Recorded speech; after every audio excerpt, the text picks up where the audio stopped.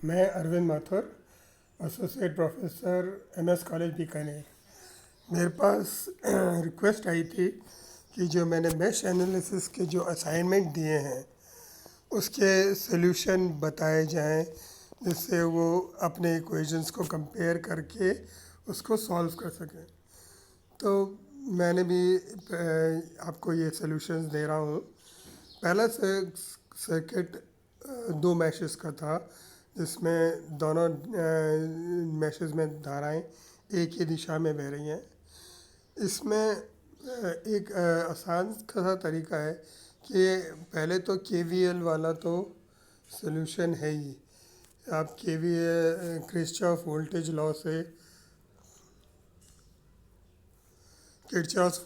Law से equation निकाल सकते हैं। एक दूसरा तरीका है कि मैं अगर एक शॉर्टकट मेथड है कि अगर दोनों मैशेस में धाराएं एक ही दिशा में बह रही हों, तो हम पहले में जिस मैश का इक्वेशन हम लिख रहे हैं उस मैश की धारा तो पॉजिटिव रखें और बाकी जितने भी मैशेस हैं उनकी धाराएं नेगेटिव रखें। जैसे पहले मैश का इक्वेशन मैंने पहला जो इक्वेशन है वो मैंने केवीएल से लिखा है। केवीएल से जो अपना ऑर्डिनरी है कि -y प्लस 5i1, क्योंकि अपने पास है जो किरचॉफ वोल्टेज लॉ है। दूसरा इक्वेशन सिंपल मैंने वैसे लिखा है कि आपको उस मैश का इक्वेशन यानी i1, इसमें दो रेजिस्टेंस हैं 5 + 10 को जोड़ दिया और बाकी जो दूसरा धारा है -i2 है और इसमें i2 का वो इक्वेशन और = 15 - 10, क्योंकि इसके अंदर दो वोल्टेज सोर्स। इसी तरह मैं मैश 2 का इक्वेशन लिख सकता हूँ। मैश 2 का इक्वेशन लिख दिया है। ये दोनों को हमारे पास दो, क्योंकि दो धाराएं सॉल्व करनी है इसलिए दो इक्वेशंस ज़रूरी हैं। दो इक्वेशंस हमारे पास आ गई हैं और इसको मैं मैट्रिक्स के रूप में लिख सकता हूँ। सॉल्व करने का सबसे आसान तरीका क्रैमर्स रूल होता है। क्रैमर्स रूल में क्या होता है कि पहले तो आपका आई मैट्रिक्स बनती है, उसके बाद अगर मेरे को i1 का सोल्यूशन निकालना है तो मैं पहली कॉलम को i1 का इक्वेशन निकालना है, इसलिए पहली कॉलम को रिप्लेस करके v कॉलम डाल देता हूँ और ये हो जाएगा 1 - 1 - 2। और i2 का इक्वेशन निकालना है तो मैं दूसरी कॉलम को रिप्लेस करके उसकी जगह ई कॉलम डाल देता हूँ और i1 का निश्चय उसको मैंने पहले वाले को डेल्टा माना, आई वाले को, फिर डेल्टा 1 और डेल्टा 2। फिर i1 का इक्वेशन हो जाएगा डेल्टा 1/डेल्टा और i2 को जाएगा डेल्टा 2 - डेल्टा। मेरे को इस इक्वेशन में i1, i2 और i3 के मान ज्ञात करने थे।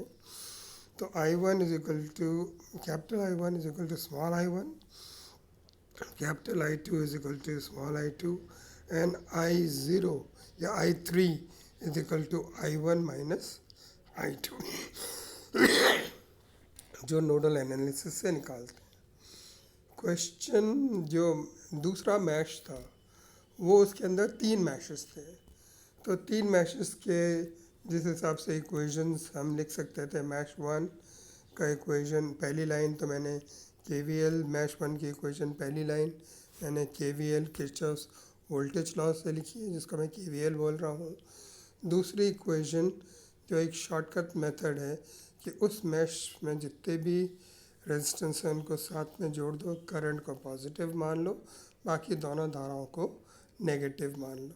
और इसी तरह मैं मैश 2 का इक्वेशन लिख सकता हूँ, मैश 3 का इक्वेशन लिख सकता हूँ। ये एक मैट्रिक्स फॉर्म में मैं लिख सकता हूँ।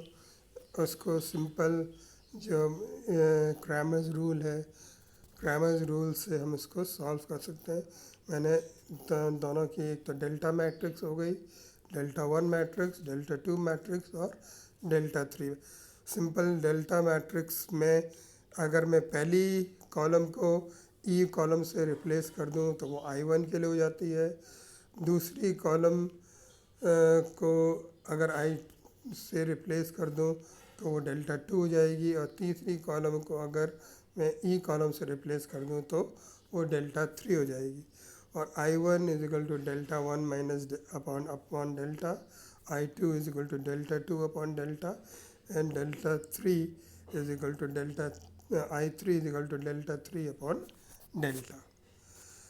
एक क्वेश्चन मैंने सिंपल छोटा सा दिया था कि एक मैश में मैं वोल्टेज सोर्स लगाता हूँ और एक मैश में प्रैक्टिकल सर्किट है, एक में करंट सोर्स।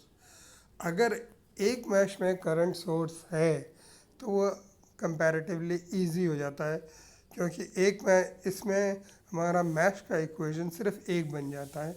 दूसरे मैश में तो ऑलरेडी करंट दे रखा है, क्योंकि हम करंट्स को ही सॉल्व करते हैं। तो इसमें इस तरह हम ये कह सकते हैं कि जो सेकंड मैश है वो जिसमें 5 एम्पियर्स करंट बह रहा है, मैंने पहला मैश का तो I1 रखा है, दूसरे मैश का I2 का एक डायरेक्शन दूसरी देखा है, मगर इसमें 5 एम्पियर्स की जो डायरेक्शन है वो I2 के ऑपोजिट है। तो इसका मतलब है कि I2 should be equal to -5 ampere. उस मैश में सर्किट उस मैश में -5 एम्पियर धारा बह रही है। I2 is opposite to 5 ampere, so I2 will be -5। इसी तरह मैं दूसरे मैश का इक्वेशन लिख सकता हूँ जो किरचॉफ वोल्टेज लॉ से आराम से निकल सकता है, वो हमने लिख लिया। और अब इस इक्वेशन में I2 is equal to -5 amperes का डाल के I2 का मान I1 का मान ज्ञात कर सकते हैं, जो हमारे पास जो सोल्यूशन है।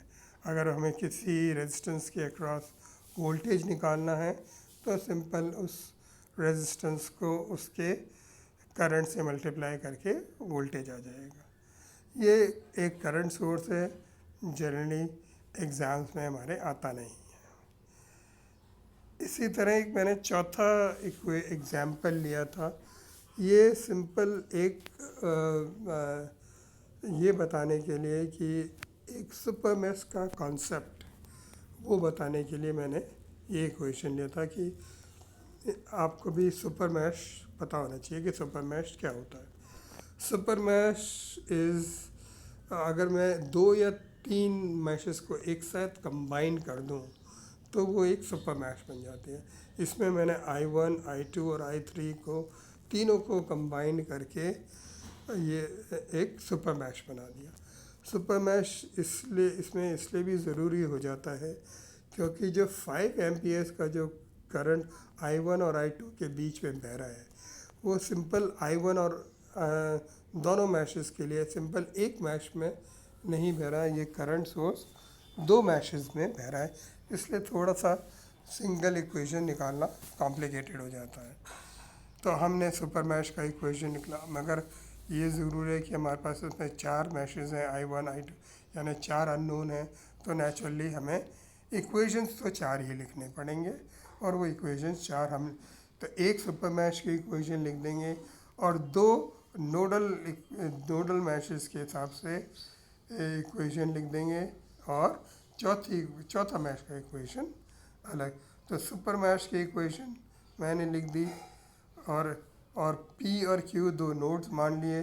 2 नोड्स में हम जानते हैं धाराएं बता रखी हैं, तो इनका इक्वेशन निकल के, और चौथे मैश की इक्वेशन सिंपल KVL से लिख सकते हैं, और वो इक्वेशन लिखे। अगर इन चारों इक्वेशंस को सॉल्व करें तो ये I1 I2, ये भी सुपर मैश का इक्वेशन भी जनरली एग्ज़ाम्स में नहीं पूछा जाता। ऐसे ही एक मैंने 2 इक्वेशंस और ले लिए, 2 सवाल और ले लिए, क्योंकि 2 थोड़े से आपके लिए ऑफ द वे एग्ज़ाम्स के रूप में नहीं थे। तो मैंने 2 इक्वेशन 3 मैशेस का ले लिया और इसको सॉल्व कर दिया कि कैसे 3 मैश का इक्वेशन एक मैशेस के रूप में लिख सकते हैं, और इसको हम सॉल्व करके लिया। एक 6th इक्वेशन ऐसा लिया है जिसमें जो बहुत कम चांसेस होते हैं कि ऐसा इक्वेशन हो। ये मैशेस ऐसे हैं जिसमें दोनों मैशेस में जो धाराओं की दिशा है वो ऑपोजिट है। अभी तक हम ये करते हैं, तो इसमें जो मेरा जो वाला जो रूल है कि सारे इक्वेशंस को जोड़ दो, सारे रेजिस्टेंस को जोड़ दो, वो लागू नहीं होता। इसको हमें किरचॉफ वोल्टेज लॉ से ही करना पड़ता है और विल्ट का वोल्टेज लॉ से।